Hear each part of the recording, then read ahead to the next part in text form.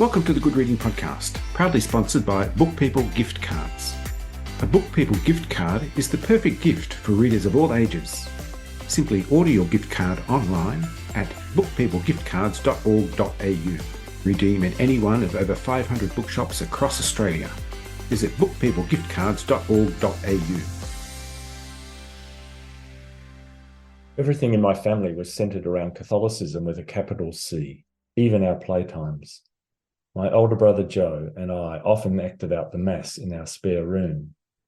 Joe was always the priest, standing on a fruit crate, his head above the stained mahogany chest of drawers that was our altar. Years of watching from the pews at Mass had taught me the rules and the Latin responses, so I was his altar boy.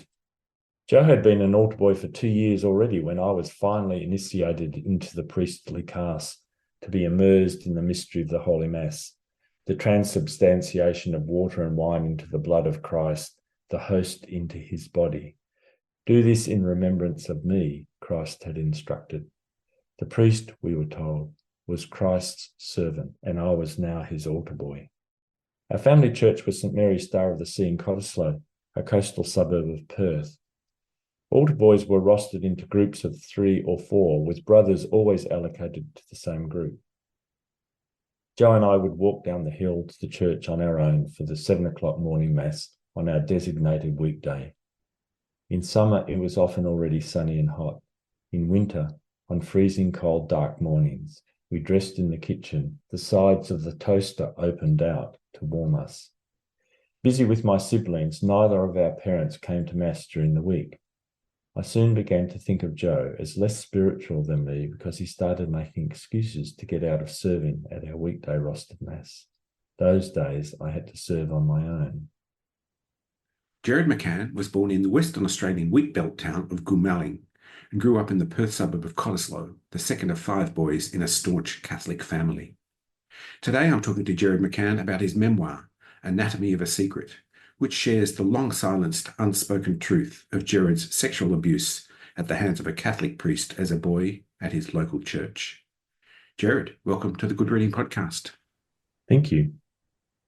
You write about your mother's Catholicism as friendly, familiar, and pragmatic, but that was quite different to your father's attitude. As I write, the Catholic Church was the backbone, if you like, or almost the skeleton of our family. Everything evolved and revolved around the church and keeping the faith. So going to Mass, praying to the saints, saying the rosary, saying our prayers, saying grace before and after meals. These were the rituals of our family. And there was no sense that there could be any deviance from that adherence to the faith. Priests were held up as God's servants on earth, if you like. And so if a priest came to the house, it was welcomed and fawned over. Also, the family knew some monsignors and some bishops. And so whenever there was an outing and we attended where the bishop was there or a monsignor, we would all be almost bowing and scraping on our knees in reverence. So as a child, I acknowledged how special, if you like, the whole Catholic experience was, but also how important it was to get to heaven, because the church taught that it was only by being a baptized Catholic and in a state of grace could one get into heaven, and that no other religion had that right, and that I felt particularly lucky that being a Catholic was my ticket to heaven. My father, his Catholicism was overt. He wanted people to see that he was holy. So he always went to the front of the church. He always took up the collection. He bowed his head. He closed his eyes. You could see his lips moving, muttering the prayers. So it was very important for him and to be seen, to be prominent and participating in the church. And there was a sense of almost sycophantic adherence to the aura of the church. So he didn't necessarily pray to particular saints, but when later talking about the abuse with him, he he was terribly, terribly ashamed and admonished me for even having mentioned it, and that told me that it must be kept a secret because it would shame the family name if it came out. So for him, it was how he was viewed in the church was the most important thing for him. My mother was much more pragmatic. She wanted us boys to get to heaven. So that meant we had to go to mass as often as we could. We had to pray. She was the one who corralled us on a daily basis to say our prayers and pray. Particularly, she saw saints as one of the key methods, if you like, of attaining heaven and getting what's known as indulgences. If something was lost, we had to pray to St. Anthony, and if something was, painful or we didn't get in the cricket team, we were told to pray to some other saint. Even to the day she died, until she gave up her license, every car parking bay she ever found was thanks to St. Anthony. So she always found a parking bay, of course. So for her, it was proof that praying to the saints worked. Everything in our childhood was, whenever we went out in the car, we had to pray to St. Anthony. When we went past the cemetery, we had to say 3 Hail Marys for the souls in purgatory. And there was this sense of purgatory, eternity, lingering over us, and the threat always that if we transgressed the church's rules or rituals, then we would be damned. And she certainly did not want any of her children to not attain their heavenly reward. There are many anecdotes revolving around your family. There was one quite curious one. In the process of moving a railway sleeper with your brother Joe, it fell on your foot. Some expletive came from your mouth, but the treatment was quite curious. Rather than going to a doctor or a hospital, you had to go to confession. That's right. Yeah, the expletive was a word that's in common usage now, of course. I don't know if you want me to say it. Go ahead, please. No problem. The sleeper was pretty heavy. So I said, "Fuck you, bastard." I don't think I even knew that I knew the words, but that was this most appropriate thing to say in the pain of the moment. Peter ran inside, told my mother. I was hauled inside, and as I write, the air was thick with sin. And my mother said, "Where did you learn those words?" Well, of course, I didn't know. I shrugged. I knew that they were terrible words, but they were terrible, terrible mortal sin. So I would go to hell. If I died that next minute, I would go to hell. So she was in an absolute panic. She ran up the hallway, called my father at the post office with the secret signal, where you rang and hung up after 3 rings, and then he called back for free from the post office. And I could hear her telling him that I'd said, "Fuck you, bastard." And so I was told then that I had to wait till he came home, and then I would be rushed across the city to the church in Subiaco, St. Joseph's, where they had 24/7 confession, the spiritual equivalent of an emergency department. Anyway, so all day I'm thinking, if I die, I'm going to hell. Finally, Dad came home, and I was still limping by this stage, and hopped into the car. On the way over to St. Joseph's, he said, "Do you know what those words mean?" And of course, I had to say I didn't.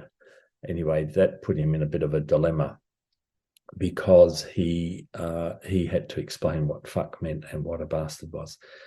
So a fuck was, after quite a few ums and ahs, was a woman's breasts, and a bastard was someone who's born to a woman who wasn't married. By this stage, I was feeling indignant because cousin Peter had said, "Fuck you, bastard," to Mum. Mum had said, "Fuck you, bastard," to Dad. Now Dad was saying, "Fuck you, bastard," to explain it to me. And they weren't having to be rushed to confession. So how come I was the only one? And no one had bothered to inquire about my foot. So when Dad said that fuck was a woman's breast, I was thinking, well, women had bosoms, and we knew about bastard children. So why were I going to go to hell for having, talked about a woman's bosoms and kids who are born? Anyway, when we got to the church, he smuggled me inside, rushed and smuggled me inside. And I realized years later it was because if anyone saw him taking one of his children into the 24-hour confession, they would know that that person or that child had committed some grievous mortal sin, but it would be his name that would be mentioned in church circles.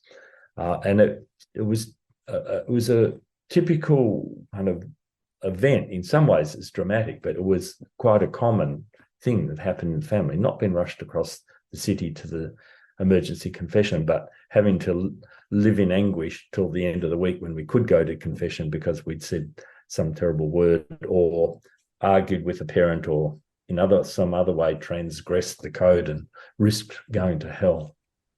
So speaking of dilemmas, there was one that begins with a very disturbing account of your meeting with Fana Lunik, the first of many disturbing encounters, and subsequently you found yourself in what you call a moral dilemma from which you are unable to extricate yourself. That's the drive to Quairading the first time. By that stage, Lunig had been moved to the country, so he no longer had immediate access to me or any other older boy in the city. So he started coming down and turning up at our family home at dinner time, uninvited. And so, of course, my mother had to invite him to the table and he joined in our family meals. There were 5 of those occasions, and at the 5th, I was invited to go back for a weekend with him to Quairading. My parents wholeheartedly agreed. They didn't ask me. The following Friday, I was bundled into the car. And as I hopped into the car, he asked me to sit next to him. But the way the car was parked on the slope meant that if I let go of the car handle, I would slide down the seat towards him. So I held on tight, thinking, I want to stay as physically separate to him as I can, as a conscious message that I'm not making myself readily available for whatever it was that was going to happen this time. On the journey up, I understood that whatever was going to happen, I couldn't have expected my parents to intervene and say, no, you can't go, because I hadn't told them. And that was the way the secret manifested in your life, in that it meant that I couldn't share with my parents something which was a cause of great grief, and that the secret effectively separated me from them, and I was on my own. And I'd had various experiences like that really emphasized that I was on my own with this. So sitting in the car on the journey, I realized that as they couldn't intervene on my behalf, I was on my own with this, but I could probably cope if it was the benign sort of fiddling with my penis in the sacristy, which is mostly what had happened up to that point. And so I was resigned, although I didn't agree to it, didn't want it. I was resigned to that. In that sense, the morality of what was happening was this debate that it was wrong, I shouldn't be doing it, but that I had no capacity to stop it or alter the course of what was going to happen. And I couldn't expect my parents to intervene to help me. You even came to the conclusion at one point that what had been happening to you was a criminal act. That's a very interesting conclusion for a young boy to draw. Yeah, well, what had happened was I was really interested in pop music. Everyone was. And Normie Rowe was one of my older brother's heroes. So I heard a lot of Normie Rowe on the radio at home. And he was charged with carnal knowledge of a 13-year-old girl. He said, I thought she was 16, but as it turns out, she was only 13. So he was in court on a carnal knowledge charge. Anyway, I thought, what's carnal knowledge? So I looked it up in the dictionary, and it was a definition of about 12 items, 7 or 8 of which had occurred to me by the priest. And the only thing that hadn't happened was actual penetration. But everything else I realized was a criminal offense. And it dawned on me one afternoon walking home from school that actually what Leinig had been doing was a criminal offense. And that really changed things for me, because I realized I had been complicit in a criminal offense. So it wasn't just a sort of moral dilemma. It was now, I realized, a criminal dilemma. And that changed things. That after that, I became extremely anxious and, as I realize now, quite depressed. So we've talked about some of the impacts of sexual abuse on your early life, but what have been the consequences for you in later life? Probably the main driver, if you like, in my life was I was a loner. So I didn't come out of school or university with close friends. And I was just preferred my own company. And I've realized in later life that really that was the safest way for me to be, that there wasn't a risk. And it was after a lot of therapy that I realized that was to keep myself safe, that I had a fear of intimacy. I didn't trust men at all. I had no male friends. All after I'd been married and we had children, all the family friends were colleagues of my wife or friends of hers, or cousins. They weren't my friends. They weren't nothing that my family did. They weren't my work colleagues. They weren't my golfing friends. The other thing that happened was I never joined any clubs. I didn't want to belong, in the sense that someone said, why don't you join, the Fremantle Society, for instance, which was a heritage body. And I realized later that I just didn't want to belong to any group which might compromise my identity. And it was because I had such a fragile sense of who I was as a person that by joining another body or joining a group or joining into a fraternity of friends, I had no sense of who I was in that group. And so it was better to just stay away, keep separate. And it was really my wife who, in a way, kept forcing me that I had to be social. I had to be open. I suppose having children and then participating in their sports were really small forays out into the social world, as it were. As I was reading the book, it came to me that there's been a real process in reconciling the past for you. Breaking the pact of secrecy was one of them, but you've also undertaken what is inarguably a series of rather grueling steps in the reckoning of that abuse and the injustice of that abuse. The therapy over the years, I always went to therapy with the idea that I was okay. And that's one of the manifestations of holding a secret close, is that you manufacture an image of yourself as perfect. So you can't be criticized, you can't be attacked, you can't be questioned. And anyone in authority who questions what I was doing would bring on an extreme rage. And that rage flowed really as an undercurrent. And it wasn't until the point where my architectural work started to feel really poisoned that rage started to emerge. And with the realization that I wasn't feeling fulfilled by that was not my identity. And with that rage came the sense of helplessness, that there was nothing I could do about it. It didn't matter how much therapy I went to or did, I couldn't actually break that pact. Leinig was charged in 1994. He went to prison, and each time there was an article in the paper, I would always think, oh yes, I must go to the police. I must go to the police. But it was 2004, some almost 15 years later, that I eventually went to the police. Of all the stages or leaps, the most prominent was perhaps my wife insisting that I see a psychiatrist because my depressions and rage were really not normal. The psychiatrist said I had to tell about the abuse to the Catholic Church and to my parents. So I reported it to the Catholic Archbishop, and that was in 1989. And telling my parents, of course, is another story. But telling the Archbishop was something that everyone said, oh, well, that would bring a sense of justice. And what was interesting was that I felt relief at the time because I wasn't condemned for outing the secret. But it did not bring a sense of justice. And it wasn't until I started some serious trauma therapy in around 2009 that the feeling of a sense of justice could now perhaps happen. And then that was underpinned or reinforced by Gillard's initiation of the Royal Commission into Childhood Institutional Abuses in 2013. And that gave a conduit where I could legitimately go out and talk openly about the abuse.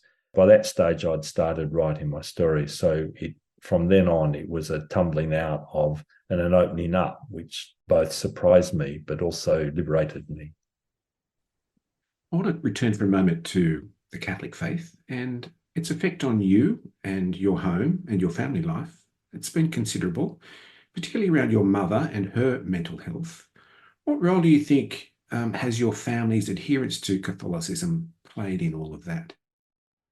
Well, interestingly, none of my brothers would practice Catholicism now. So in the modern age, it really has lost its meaning. For my mother, she was a strict adherent right up till her death, and went to Mass and prayed, and had numerous nuns as close friends still. For her, getting to heaven had been her modus operandi right from the start. And as children, we'd been told to pray for a happy and holy death so that we could also, avoid not getting to heaven with her. So that became her mantra. The more I think that she saw that her children drifted away, I think the more she became perhaps not a blind adherent, but certainly not wanting to hear any other truth. So when my wife Sue and I got married secretly, she saw that it was as a result of her prayers. Her prayers had been answered, so it wasn't a decision that we had made. It was God and Our Lady having answered her prayers. So that sense of consciousness for her kind of permeated every aspect of her life. If something good happened, it was, isn't God good? If something bad happened, it was, well, pray to so and so, so it doesn't happen again. There wasn't a sense that you were responsible for your own life or could direct your own life in any way. It was, you were subject to the vagaries of the celestial beings. And I think the more that Catholicism lost its traction in society, the more she clung to it almost manically, if you like. I've heard the Catholic Church and Catholicism referred to as a cult. How do you react to that? Well, it was a term that only really occurred to me when I started writing about my childhood. And as an adult, conscious of, stories and books and accounts written by especially women and men in America who had been grown up in religious cults and who had then escaped the trauma and the lingering fear that had permeated their lives afterwards. I realized that that's in fact what my childhood had been. The sense that if I didn't adhere to the church's authority and obeyed its edicts strictly, I would be excommunicated, or not in a state of grace. I would be damned and I would go to hell for eternity and suffer. So that if I didn't want that outcome when I died, then I had to strictly adhere to the church and its edicts. And that included going to Mass on Sunday and putting money in the collection plate. So it was only when I was writing, I realized that actually that process, although I really loved the church and the theatre and the Mass and the singing and the Latin Mass, that it actually had the same physical structure as a cult. And its psychological message was that if you were to leave, you were damned, and that people didn't leave because they were in fear. One didn't feel that you had a choice. You stayed or were damned. And in that sense, the idea that it had been a cult sort of grew. And I shouldn't say it is one now. but it certainly was when I was a child.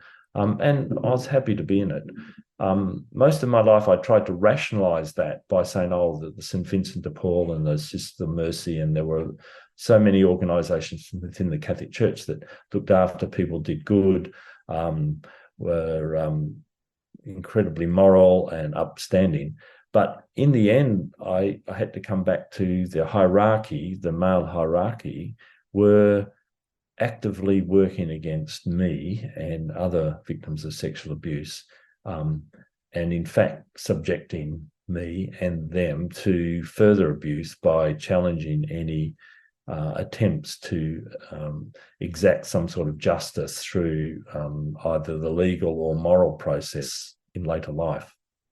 Let's get back to the title of this book, Anatomy of a Secret. That suggests the forensic dissection of your experience that's told in extraordinary and sometimes confronting detail. What did it take to write this book, and how has revisiting the experience through the writing of this book affected your pathway to healing, if that is even possible? The title, Anatomy of a Secret, was something that emerged. The manuscript was submitted to the City of Fremantle Hungerford Award with the title of Tell Me the Story. So it was really like, open up, tell me the story. And as it was shortlisted, and then Fremantle Press said they wanted to publish it, through that editing process, it became clear that there was a leitmotif running through it, which was the effects of shame, and that the shame followed the secret. And I realized in the writing that the secret, keeping a secret as a child, permeates one's whole being and affects one's identity, and that the secret comes first, of course, and then came the shame, and that construct, if you like, really goes through and affects someone's whole life, because it affects their imagination, their identity, their capacity for autonomy and to make decisions. And the writing process highlighted all those subtleties. And so towards the end of the editing process, I said that I wanted it to be called Secrets in the Anatomy of Shame, because that was the process, that was what I was writing about. That was how it affected my life. They said, Fremantle Press said that title was too long, and that so it was shortened down to The Anatomy of Shame. And you're right, it was really about the dissection of the initial act, which is a secret imposed on a child. They're told not to tell their parents, whom they're also being told by their parents to tell them everything and not to tell lies and to tell the truth. So there's a moral dilemma where the priest, who is God's servant, is imposing a secret on this child to separate them out from their children. And the ripples from that go on and on and on. And the book is really an exploration of those ripples. And that's where the word anatomy really started to gel, because it was the dissection of the effects, the ripples through my life, but also through the lives of so many other boys. Gerard McCann, thanks so much for bringing this story to us, and thank you for joining me on the Good Reading Podcast. Thank you so much. It's been a real pleasure talking, and to help me as well. Every time talking about the book and the writing process helps me to integrate it even more. So thank you for the opportunity. I appreciate it. I've been talking to Gerard McCann about his memoir, Anatomy of a Secret. It's published by Fremantle Press, and you can find it at goodreadingmagazine.com.au. My name's Greg Dobbs, and thanks for listening. This Good Reading Podcast was brought to you by Book People Gift Cards. Share the joy of reading with a Book People gift card. To find out more, visit bookpeoplegiftcards.org.au.